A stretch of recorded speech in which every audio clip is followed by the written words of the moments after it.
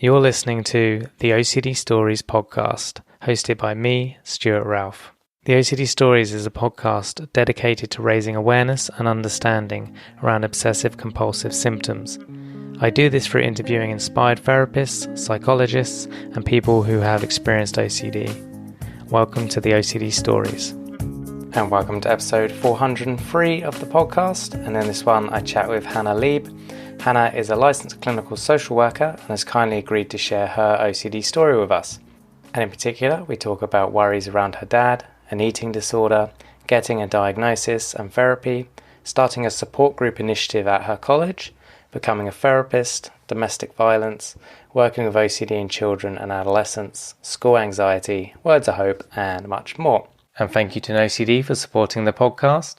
NoCD offers effective and convenient therapy available in the US and outside the US. To find out more about NoCD, their therapy plans, if they currently take your insurance, or to download their free app, head to go.treatmyocd.com/the OCD stories, or the link will be in the episode description. Thank you to all of our patrons for supporting our work. To sign up to our Patreon and to check out the other benefits you'll receive as a patron, please see the link in the show notes. So thank you so much to Hannah for her time and sharing her story. I deeply appreciate it. And of course, thank you to you guys for listening. It means a lot. And without further ado, here is Hannah. Welcome to the show, Hannah. Thank you. Thank you for having me. Yeah, it's good to have you on. Of course, you are a therapist, but first we're going to hear your OCD story. So it'll be good to hear that in as little as much detail as you want to give. Yeah, so I think that I was not diagnosed with OCD until I was about 17, but that's because I didn't go to a psychiatrist or a psychologist for an evaluation until then. But I definitely know that I had it when I was younger, but I really I thought that I had a superpower, which was really interesting because I'm very close with my dad, like extremely close. And he would travel a lot for work when I was younger, up until I guess since I was 5 till I was like a teenager. And whenever he would leave, I would get really worried that he wouldn't come back and that he would die in a plane crash. And I was really, really worried about it. And my parents are still married. They were married, but I was just very, very close to my dad. And I have 2 sisters, and I thought that I had to protect our whole family. I'm the oldest. Mm-hmm. And I was, I don't know really how it just developed, but I think I started doing these tapping rituals. And then I realized, okay, my dad came back alive. So I kind of thought that I had some power to prevent him from ever getting hurt or injured in a plane crash. And so it just kind of kept happening. And then the rituals would keep expanding and evolving.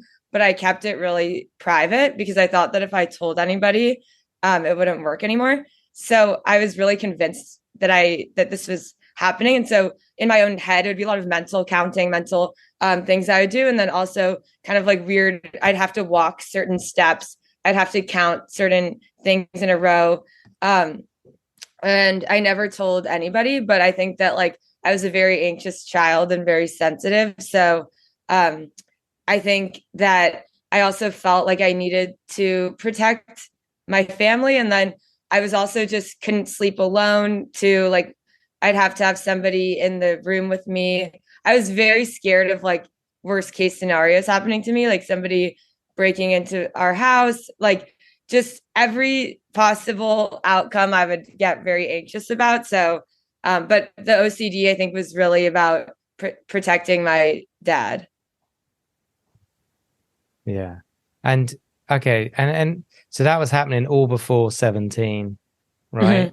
Yeah. And what did your family make of that? Did they ever notice or say anything? They didn't notice. I think that I was just really, now I'm very outgoing and I'm a therapist and very know who I am and confident. But back then I was really, really a shy, quiet kid and really anxious. I didn't have that many friends because I was always worried about something.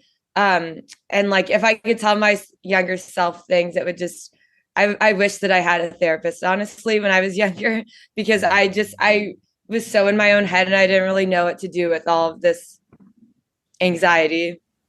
Yeah. Yeah, absolutely. It's so important, early intervention, and if possible, getting kids therapy.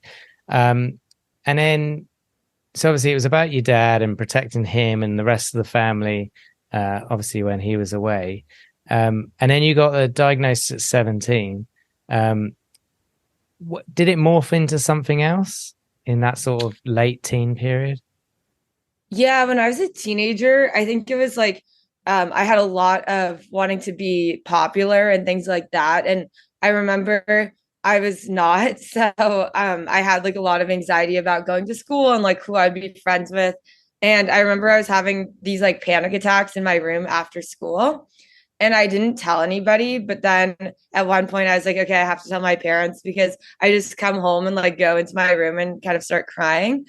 And I told them. So then they took me to a psychologist or psychiatrist, and I was diagnosed. They diagnosed me with like OCD. I had to do this like really long test.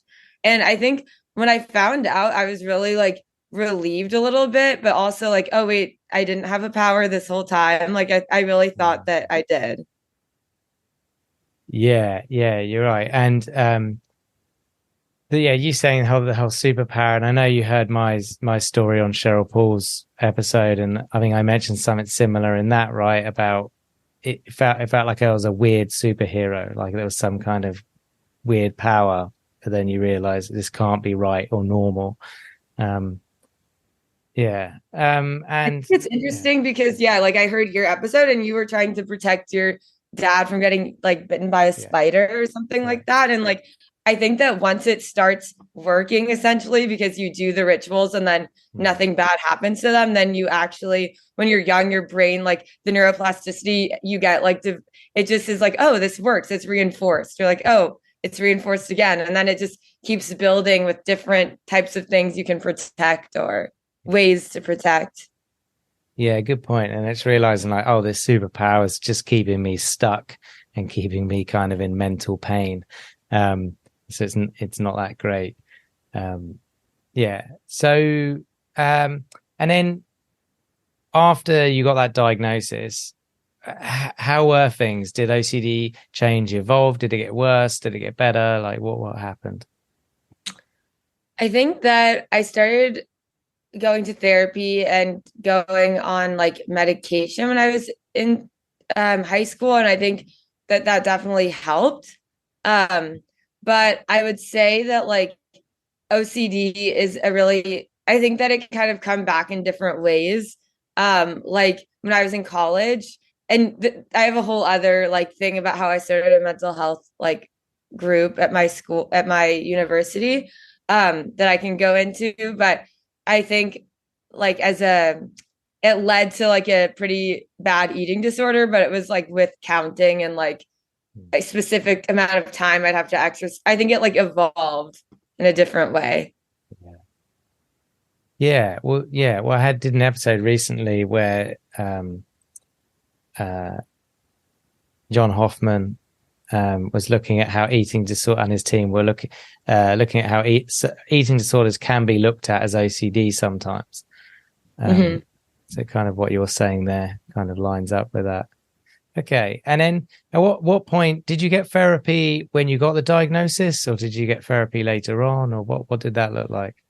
I got it then, and then I kind of like stopped. I had it like a little bit. I think that since I was like a junior in high school, I was really like, oh, I don't have time for it. And then Yeah. my parents didn't like super push it. I think that like they realized, okay, maybe she's like doing a little bit better. Um, so I guess kind of, but then I like stopped when I like went to college or like the summer before. But I did feel like more in control or more like aware that okay, I actually have like an anxiety disorder. Yeah, good. And was there something within that therapy that you found like really helpful? Um, I think that learning how to like stop some of the thoughts that would be coming in, like because sometimes I would just have like all of these intrusive thoughts, especially back then about like, oh well, what would happen if my dad got hurt or like when he was traveling or he didn't come back. And I remember even one point, I think I was like 12 or 13. I was really worried that he had another family, which was like not true, but I was like convinced about it. And I was like looking through his like my parents' room to find like pictures of them, like he would even have pictures of them. Mm. But like now we look back and think it's funny, but he like is actually feels really bad that I thought that way. Yeah. Yeah, I'm sure as your dad, yeah, maybe you feel some guilt, but equally, he didn't know what was going on, and um, No. no. Um, okay, fair enough. I don't think I've got any more questions about your story. Um, no.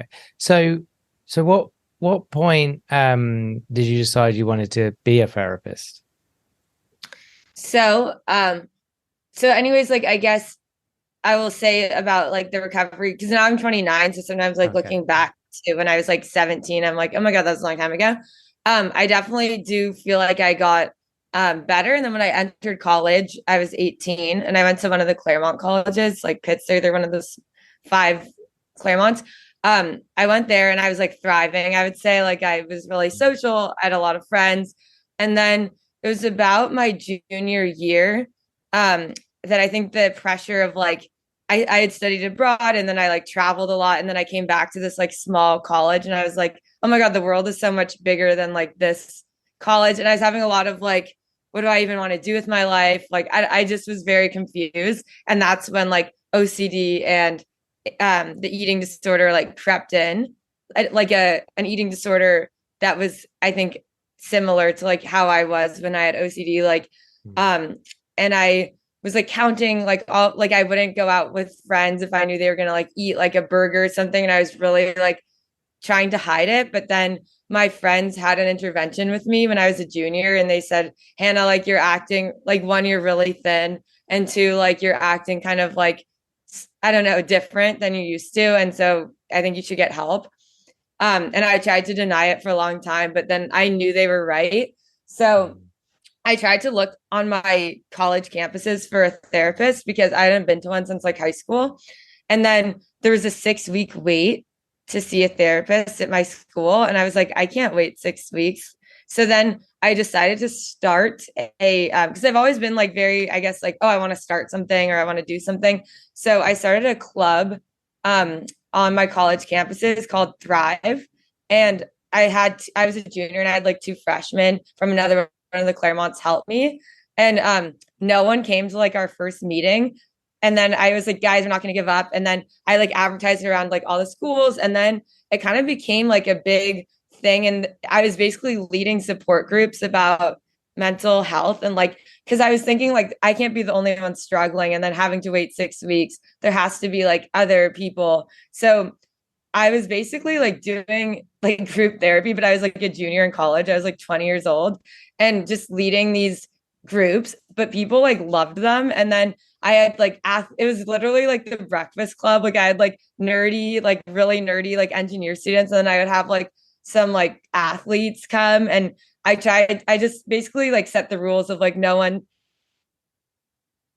like break confidentiality or like talk about what people say in here. And then I started like really finding my passion for mental health, and I became like kind of like the school's advocate for mental health. Like they sent me to a couple conferences to like help our college, and Thrive is still going on today Nice. because I met a student that went to my college and he told me that, oh, wait, you started that? Like now that they hired like 6 therapists and it's like the same thing.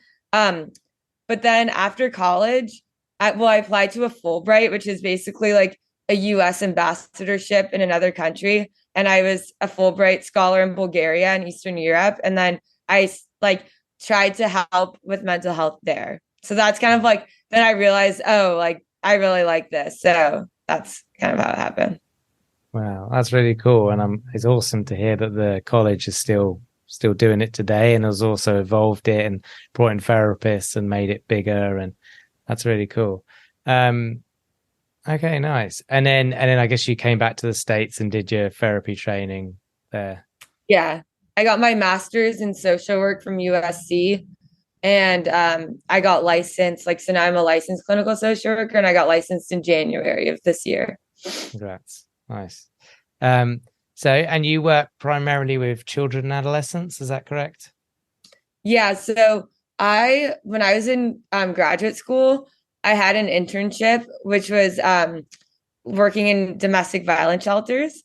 So I did that, and then I graduated my social work degree during COVID. So like everything was shut down. Um, and we had to finish our program online.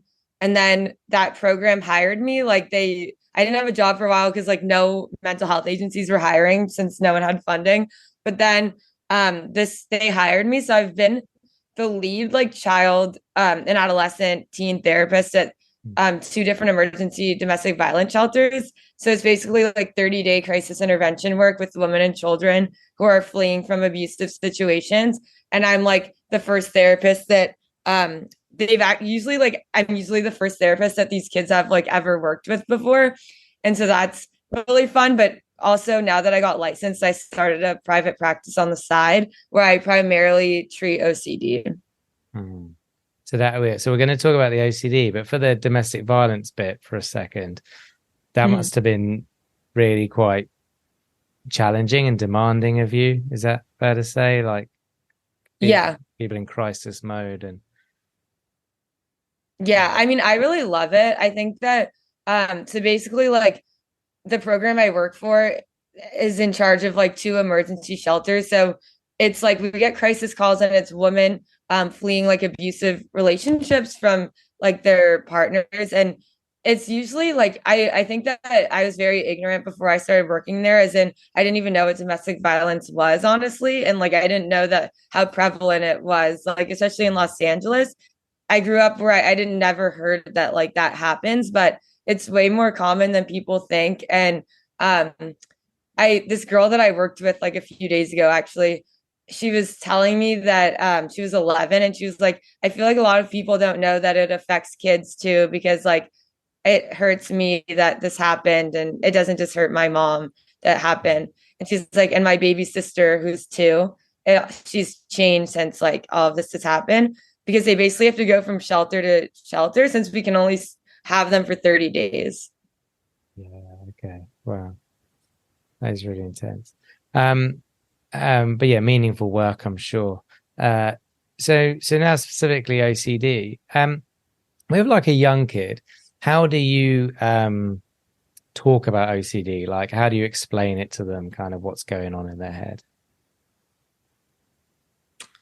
So I try to, because I think in a lot of ways they know that something's wrong, because maybe that, like especially in the private practice world, the parents will like have to bring in the kid so the kid knows that like something's going on with them. I think that they sometimes feel like they can't control their like thoughts that are happening. Like they're like, but what if that happened? But what if this happened? But what if that happened? What if like my parent, like a lot of it I think has to do with parents dying or getting worried that like one of their something will happen to their parents, which is also like separation anxiety mixed with OCD. So I really try, because I think that when I had a therapist when I was in high school, I think I remember that it was really helpful when like she would help me separate the intrusive thoughts from myself. So like doing an activity which like I sometimes do, and is like literally moving on from one end of the couch to the other, and like helping the kid build up their inner self-talk to speak back against the, like I call it a different name, like externalizing it. Like it could be Bob, or it could be like just a name that they don't like. Like if I'm like, think of some word that you really don't like, and then you're gonna name that these thoughts that name. Yeah. Okay. Nice. Yeah. Externalizing it and helping them build up their self-talk back. Um, so, well, actually, on the self-talk back, can you give an example either from a case or just make it up about what that would look like for a young kid in action, them talking Sure. back to Bob, so to speak? So I can make up like a scenario in my head. So let's say that I'm like 10 and I have a lot of anxiety about like maybe when I go to school, I'm worried that something really bad will happen to one of my parents when I'm at school, something like that. And Bob like keeps telling the me that like keep saying like, oh well, like when you're at school and if you don't get a text back from your mom, that means something happened to them. So I'll have the kid say, okay, you're gonna like channel your inner Bob, like get in there and like pretend, like think about all the things that Bob like he is telling you. And then they go back and forth. So Bob could say, like, oh, when you're at school, like your mom is something's gonna happen to your mom, or like, and then I'll have the kid go on the other side of the couch, like scoot over, and I'll say, okay, what are you gonna say now? Now you're back to like, let's say my name's like Kate. Okay, Kate, now you're back to Kate. Like, what will you respond so that you can be at school and like and be present? And then I'll have her really like give a response. I'll say like talk back to Bob, right? Say something to him. And then she might say, like, well, I don't know, like I don't, maybe that won't happen. The chances are small that that will happen. And it hasn't happened before. And I need to like learn and focus in school, and you're distracting me, and go like back and forth. Nice. And you actually get them to move chairs, Yeah. move positions on the couch. Yeah. Nice. Yeah. Okay. Good. And with young children, again, do you bring in sort of creative stuff or play-based stuff? Yeah. Yeah. I have like, I have these like puppets that you can make. So I was doing that like to kind of make the voice into like an actual puppet, like Bob to a puppet. Um, and I brought in Play-Doh too to be like, these are, because I was also trying to explain to some of the kids that like the thoughts will like stick. So they're like, it's like I don't know why we sometimes I forget how many thoughts on average each person has. It's like in the thousands, right? A lot, yeah. Yeah. Yeah. So, and then some will just like cling on and we don't know why. And I think that's one of the hardest things in my work too, to understand is like, I don't really, because sometimes the parents will ask me, well, like, why does that thought stick onto them and not other kids? And I'm like, I really have no idea. Like when I was a kid and I was trying to protect my dad, neither of my sisters ever had a thought like that.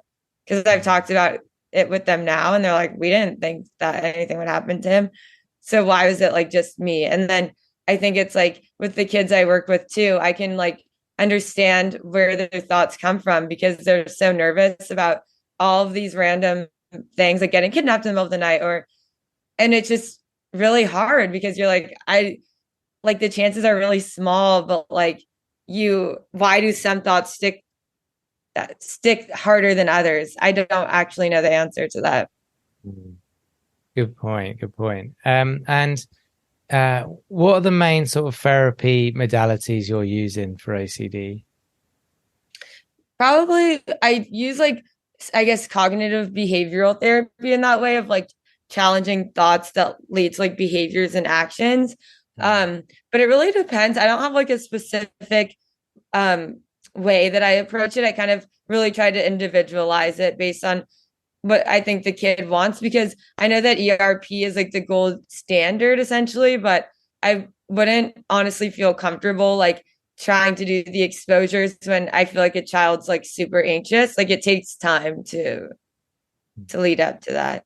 I want them to feel comfortable with me first, because I don't think that therapy, you're just like, oh, you can change. Like you have to build a relationship with the kids. And like even this girl that I was working with the other day told me, like I've only met with her a few times, but she was saying that like, oh, Hannah, I feel like with my problems, I can like tell you and then you understand me and it makes me feel better. And just being someone that like understands them and working in that way, just literally just like being someone that is like, I can totally understand how that's scary. And that's like a really scary thought, because I think that parents are quick to like jump in and try and change it. And friends maybe don't understand, but a therapist can like really try and understand. Yeah, really good point. And with those young kids, if they don't trust you, you're not going to get anywhere with them. And do you feel that with your therapist when you were 17, you were able to trust them and felt sort of seen and understood? Definitely. Yeah, I think it's like somebody that actually like understands you and wants to help you, like, because I think that you realize like, oh wow, this is really limiting me in my life. Like all of these intrusive thoughts are actually just holding me back because you waste so much time in the day if you're like, oh, like worrying about every possible thing, when really it's just learning that life is uncertain. Like who knew that like COVID would shut down, like, like you just didn't know that would happen. But if I lived my whole life being like, what if there's a pandemic? What if there's then you wouldn't be enjoying like when there wasn't one. Yeah, yeah, very true.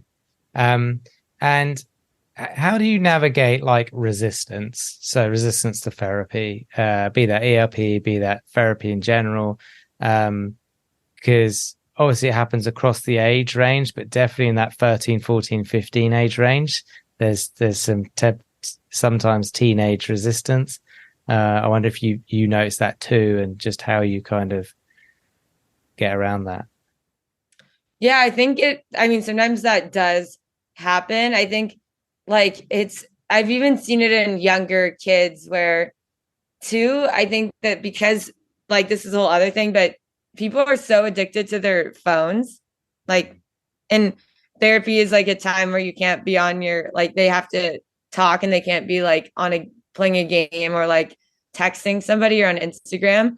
Um, I think that it is like resistance is definitely something like they don't want to be there, maybe not often, but sometimes they don't. And I think you just have to be like not take like I can't take it personally. And I think that's something that's really important. Like, okay, this kid clearly just like is going through something and it'll take time to have them like open or trust this process or this time, and just being like, yeah, I understand it can be annoying, like I'm sorry that you feel that it's like maybe a waste of time or you don't want to be here, but let's think like I'll probably try and change it to like doing something else, like playing a game or Yeah, yeah, thank you. And with obviously working with kids and young people, working with the parents can be important too. How how do you work with the parents? Do you bring them into sessions? Do you have calls with them? Do you psychoeducate with them? Like just how do you help the parents? In the first session, I always have the one of the parents there for the first half at least to kind of like understand how the parent views the situation and how the child, like what they would want their child to work on. And then I have like the kid kind of respond a little bit like, oh, I also want to work on that. Just to like have us all on the same page. But I also do like I only am seeing the kids for like an hour a day. The parents or an hour a week. Sorry. The parents are there like all the time. So I think it is important to include the parents in things, but I do because they ask me like, oh, what can I talk to you about or what? And I basically say like, I don't want to like break confidentiality with your kid. But if like there's something that I think would be really helpful for you to know, like, oh hey, like Jane doesn't like when you do say this or like do this way. Maybe there's a way that you can improve this, or if there's something a pointer that I actually think would be really helpful, then I'll tell the parent. And also obviously like the harm to self, harm to others situation, I have to tell them. But I like if they ask me questions, I'm not going to be like, oh, don't um ask me that. Like I'll always be open to answering questions. Cool. Brilliant. Awesome. And you wrote an article about school anxiety. Yeah. And that, that's something I see a lot, especially around September time, which is when we're recording this. Kids are meant to go back to school. They're not actually going back. They're school refusing. Don't particularly like that term, but that's what it's called. Anything you want to say on that? Because obviously OCD will play into that too, around not wanting to leave the safety of home. Unless it's contaminated, then they might want to leave home. But yeah, anything you want to add about school anxiety? Yeah, I think like fitting in, for example, at all ages is really something that a lot of kids experience, especially I think teenage years. like the social group that they're in, and who will, especially kids starting a new school, like who will they be friends with? What if they don't have friends? I think that like is actually a really big deal in that moment when you're young, like you want to be fit in. And I think that causes a lot of anxiety.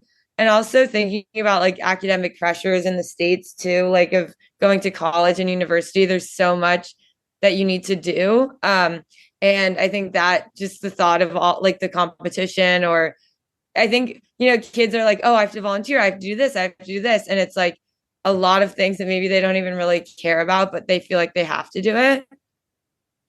And also like for I think the younger kids with like separation anxiety, leaving their parents and making like the example I was giving earlier of like, what if something happens to my parents when I'm at school? I'm being really worried about that. Yeah. Yeah, really, really good point. Um, so I want to kind of maybe flip now to merge the two of you, the therapist and the person with OCD. Just words of hope to anyone who has OCD, or maybe words of hope to those teenagers listening. I think that one, knowing that it's very treatable.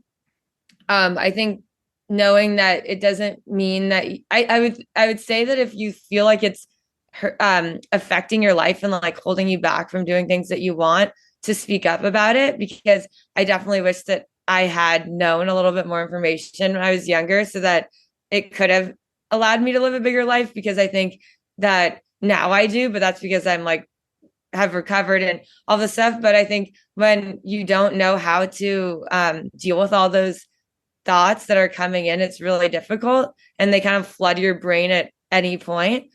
So knowing that recovery is possible, I think is important.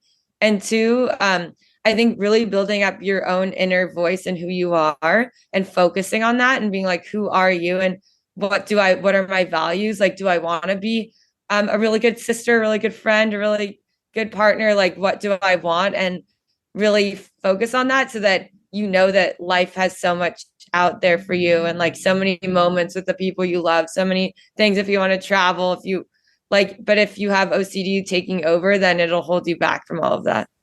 Yeah, really good points.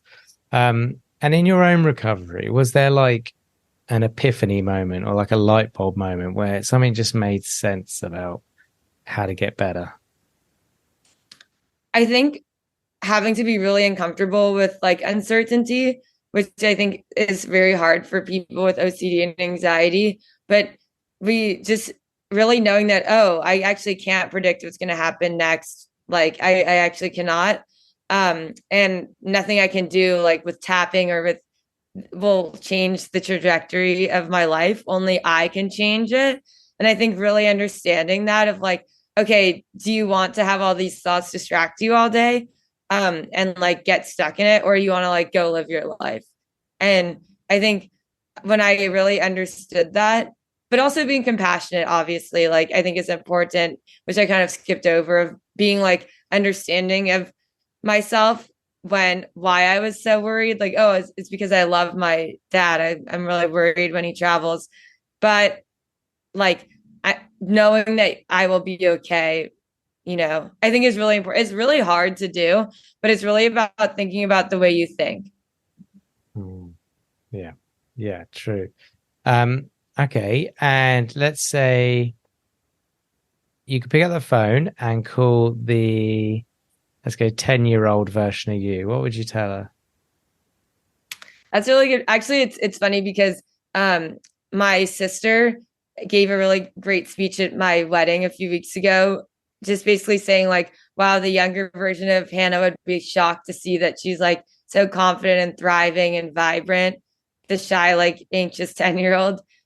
Basically, and she said that in the speech that she gave, in a really like that was really emotional for me, because I was like, wow, I really would think that way. Like now I'm 29, I'm married, and I'm like living a really great life, and I'm living in my passion, and I've like done so many fun things, and believe in myself. So I think that I tell myself like, you can like I know that you're feeling anxious or not good enough or like so worried about all of these things that you can't control. But one day you're going to like live a life that you would never even know that you could live. Yeah. Yeah. Good phone call. And then you've got a billboard in LA. What do you want written on that billboard? That's a really good question. Um, I think I would say something like uh, fear and doubt crushes more dreams than actually just trying, or like than I guess wording it like the internalizing like all this fear and doubt crushes more of your dreams than just trying it and failing. Yeah, good point. Good point. Yeah, failure isn't most of the time not as bad as we think it will be. And we often learn from it. Yeah, great answer. And that'd be a great billboard. Yeah, just lastly, anything else you wish you could have said today? Um, I think that it's really important for parents to be educated on OCD and anxiety so that they can know if they feel like their child may have it. Because I think that like in when I was a kid, I just had never even heard of what that was. So I didn't know. But I think that it would have been really helpful if like I could have gotten help when I was younger. And that's why I love working with children and teens, is because I really do wish I had a therapist when I was younger. I think it would have helped me in like a lot of ways.